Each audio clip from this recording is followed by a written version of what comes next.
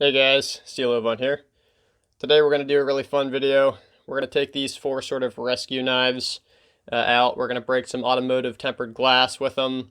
We're going to cut some seatbelts with them, and we're going to see how they hold up. This is going to just be some like backyard bro science. I've been a firefighter, a volunteer firefighter EMT for 7 years now, so I've done this a little bit. I have a PhD in breaking shit, but we'll see how they hold up. Let's get out there.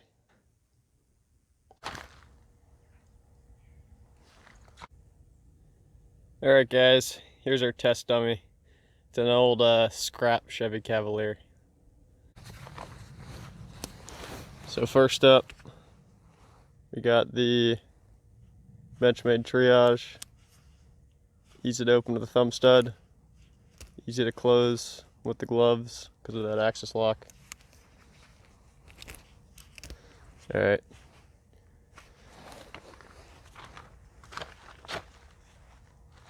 Let's try broken this guy.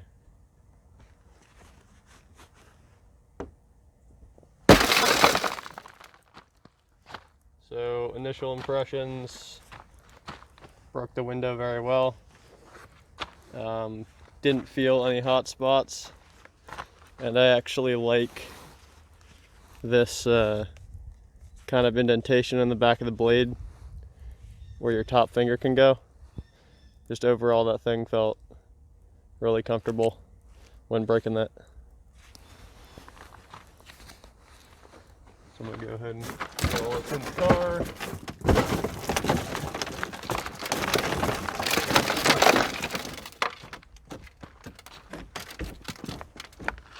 Alright, a win for the Benchmade Triage. Alright, just a quick damage report on the Benchmade Triage. The glass breaker looks perfect, no deformation. The side of the scales are a tiny bit scuffed up, but that's pretty much to be expected. Okay, next we got the Reeve Umnumzaan. Thumb studs are nice and easy to deploy with gloves. The extended lock bar, I never thought I'd say that, but that actually really works nicely with gloves. So overall, this is much more actuatable than I would have thought. Alright, time to break some glass with this guy. Reeve Umnumzaan. The glass breaker is on the tip of the blade, as you can see. Give this bad boy a shot. So initial strike, that was a very weak strike. Chipped the glass but didn't shatter it. We'll try a little harder this time. And that broke it very nicely. So damage report. Doesn't look like any sort of damage really to the tip there. And the scales actually look pretty much unscathed. And I don't see any glass in the pivot. As far as feel goes, I have no complaints. In gloves, I couldn't feel any hot spots or anything. My second finger went right before the that sort of up sweep for the swedge, and then my pinky finger went right on the jimping there on the back of the blade. So I think it's a win for the Reeve Umnumzaan. Socom Elite with the thumb stud is easily deployable with gloves. I did, however, one time while doing it, have the glove get stuck in between the liner and the scale there, and it kind of got stuck about there. So that is just a data point. You can get your gloves pinched between the liner and the scale. Something I never would have thought about. So there's Socom Elite.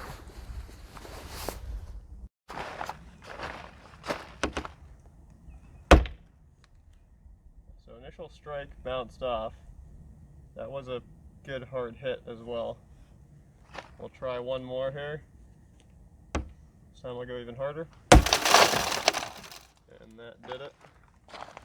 The first strike, however, was about the same hardness as the first two though, so just a data point.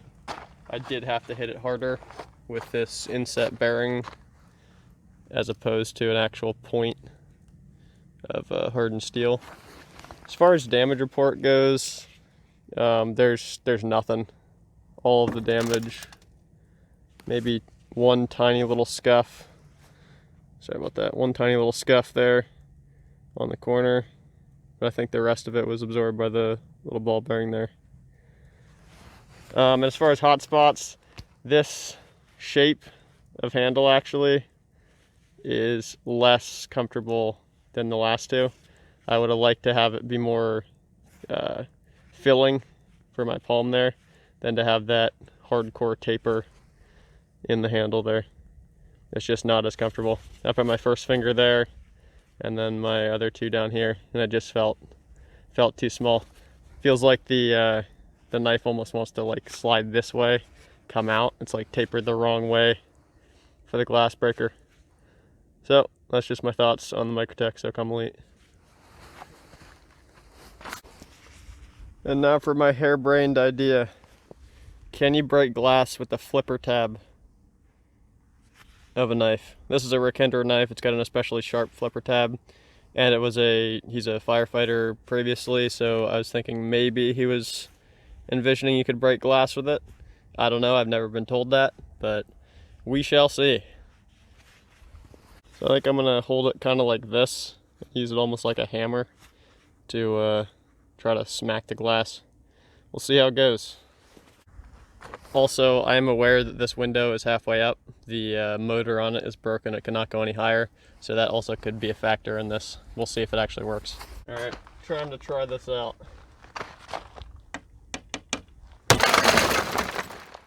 Well, what do you know? It does work. You guys see that?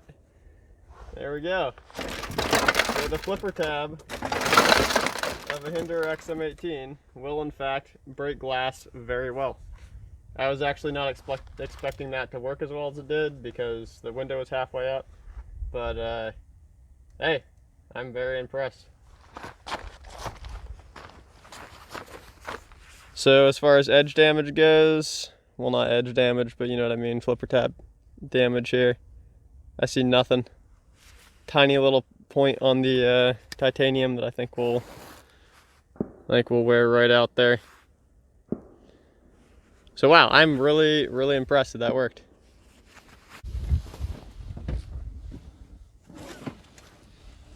So most likely after an accident, your seatbelt's gonna be locked. So you're gonna have to cut it in order to get out of it. Let's use this is the Microtech Socom Elite. I'm gonna use that guy first. This will usually be tensioned, but in this scenario, I'm gonna have to apply the tension. So let's try this. Let's do one pull. Yep, easy, very easy one pull. And for the lap belt, also very easy. I like how that one worked. All right, let's do some more.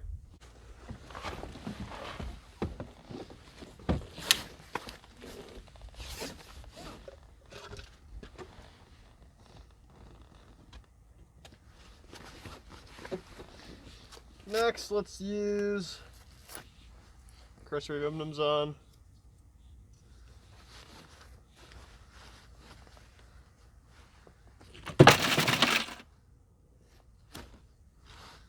That one didn't go all the way through, but that's just because I'm outside. And we'll try this one. A little bit of sawing action, but it was on an angle, so it is what it is. And that time actually, when I had to unlock it, there was a tiny bit of lock stick just because of the pressure I was putting on it, but that's pretty normal. All right, on to the next.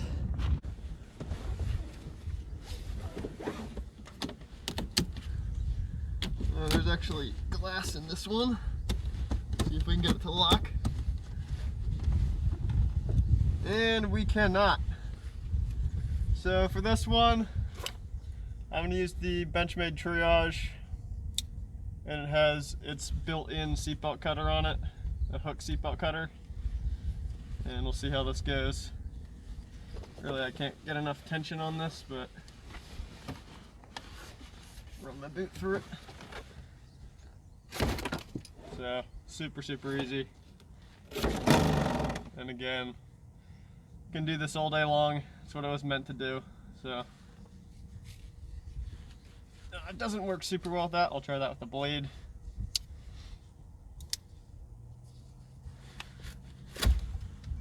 Blade on it also works very good.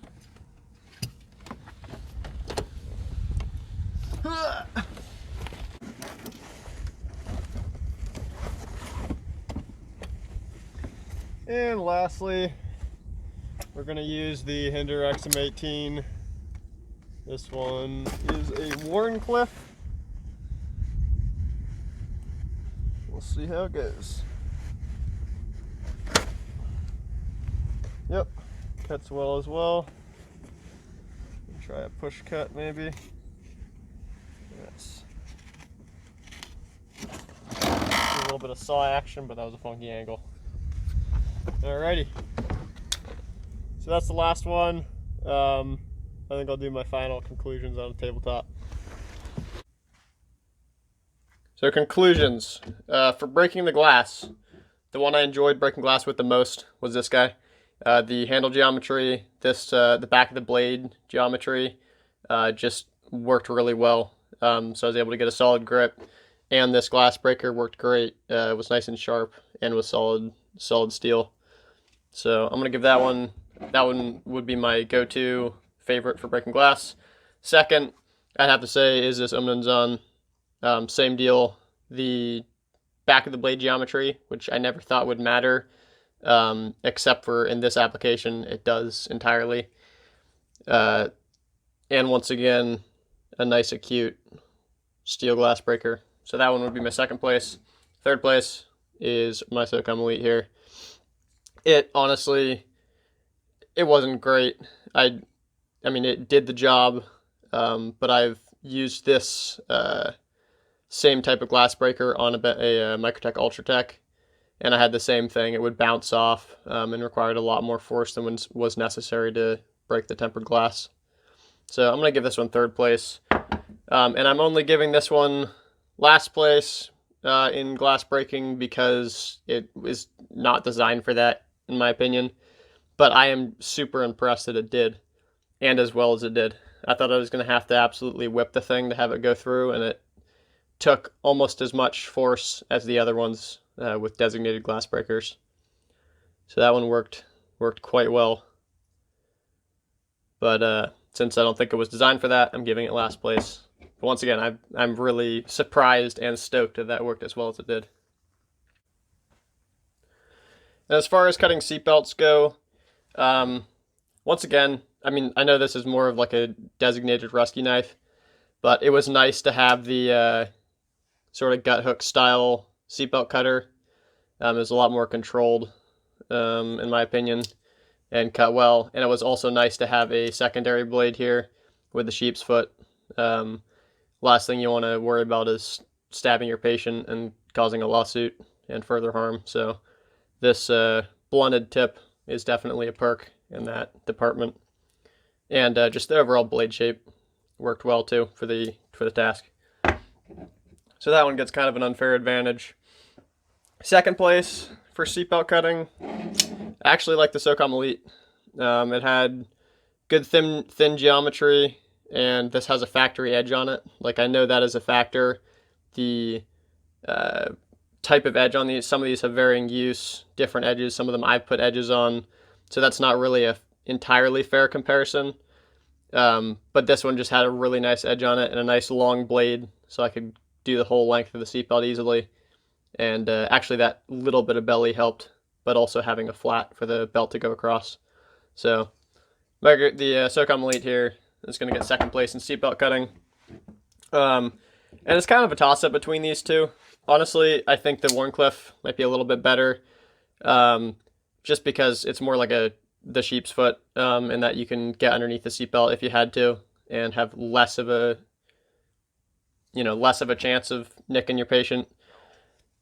than something like that with the swedge, and you have to get that much farther underneath the seatbelt before it starts cutting.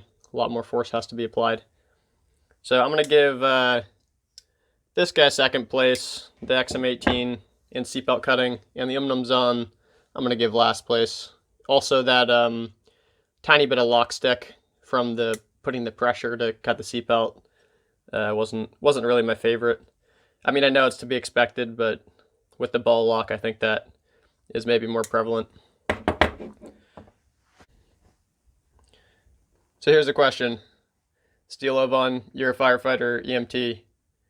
Do you need a rescue knife with a glass breaker and the ability to cut seatbelts? Here's a dirty little secret. No. In all of our apparatus and in our bunker and rescue gear that we wear on every scene, all of those places will have trauma shears and spring-loaded center punches. These are much safer ways to break glass. They are much easier. You can literally do them with 3 fingers. There's no wind-up. They are very precise, and they work 100% of the time. None of that bouncing off and not working. Same with these guys, trauma shears. You cannot really stab your patient while cutting a seatbelt with trauma shears. You can with pretty much all of these knives. These are great if you want to stay out of court for injuring patients further.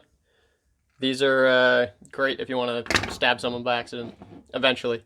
Not saying you can't do it in a pinch, worst case scenario, but I'm saying as a firefighter EMT, I have used these 100% of the time, have never used a knife to cut a seatbelt, have never used a glass breaker on a knife to break a window. And that's with a lot of vehicle rescue, both in the field, on scenes, and in training. Now, on the other hand, do you need a good pocket knife as a firefighter EMT? Abso-frickin-lutely, 100%. Every single person in our service needs to have a good, solid, dependable pocket knife. Day to day, we're doing primarily EDC tasks like opening boxes, cutting string, anything you'd think like food prep, whatever. But on scene, primarily what I've used a pocket knife for are on like hazmat calls where we have hundreds of gallons of diesel fuel down on like interstates and stuff. We're putting out bags of oil dry, and they come in these big white plastic bags, and you're ripping those things open and you're dumping them down to help soak up the spilled oil or diesel fuel. So that's one of the main reasons that I've seen pocket knives used in the service. Second is cutting airbags. After an accident, airbags deploy in the car, and then they hang down in these like big floppy parachutes, and they get in the way of pretty much everything, including tending to a patient while trying to extricate them. So cutting airbags out of the way is a great use for a pocket knife. You can do it with trauma shears, but it is often very thick material and floppy as heck, and a pocket knife works good. So everyone should have a pocket knife, absolutely. I've seen, throughout my years, I've seen a lot of guys with really cool knives. I've seen guys with Emerson, I've seen guys with Chris Reeve, Hinderer guys, I've seen lots of Benchmade, I've seen a little bit of Spyderco, I've seen some ZT. So the guys out there know what's up when it comes to good equipment. But there's also a lot of guys that have really shitey equipment. They've got things like, you'll see those M-Tech, like they have the cutout in the back of the handle, so the exposed blade is like the seatbelt cutter, and they have the glass breaker, and they're orange, and they've got the Star of Life on the side of it, and you know they're like Chinese pot metal that they paid, $10 for at the gas station. Absolute garbage knives, partially serrated. Not saying that those are, a knife like that is bad, but those knives are very poor quality, and they're always liner lock, only the bad kind. I would not rely on them. So I've seen that too, and that's disheartening, and it's, important to try to help steer people in the right direction towards quality cutlery, quality tools that won't let them down. throughout the years. So where are these type of knives useful? Things with the glass breaker and the ability to cut seatbelts. Well, I think honestly for off-duty and civilian use, they have their biggest merits. So when you do not have your arsenal of tools like you do on a fire truck, you can have this in your pocket with the ability to break a window, then open the latch to get to your patient and cut their seatbelt and have help them escape from their entrapment. That could save someone's life. So having, even if it's not a knife, having the ability to break a window and the ability to cut a seatbelt in your car should be a priority. So this is just a fun way to also incorporate that into a pocket knife that you can use every day. But I think that is very important. Maybe an example, I have a friend that once had to save a drunk driver. Drunk driver drove off an embankment, turned his vehicle upside down in a creek, and there was water actively filling up the cabin. So he went down and he did not have a pocket knife, but he was able to break the window with his elbow and get the guy out.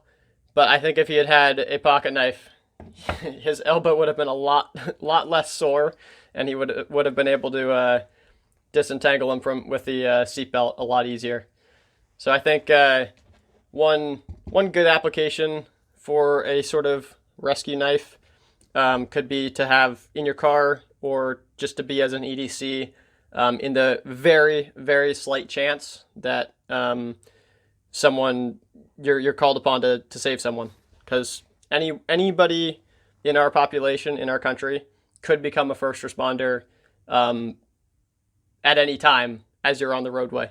You never know. Vehicle accidents are frequent, and oftentimes it takes time for true first responders to get there, several minutes. And in the case of things like water emergencies and fire, a vehicle that is on fire, you don't have that time, that 5-10 plus minutes to wait for somebody else to get there. Sometimes you might have to do that. So in that very small chance, having one of these could save somebody else's life. So I think that's pretty much my thoughts on rescue knives. I had fun doing this video. These are not all actual rescue knives per se. They're just what I have, high quality, very high quality knives that I like, that also have those capabilities. So I hope you guys like the video, and I will catch you guys on the next one. Bye.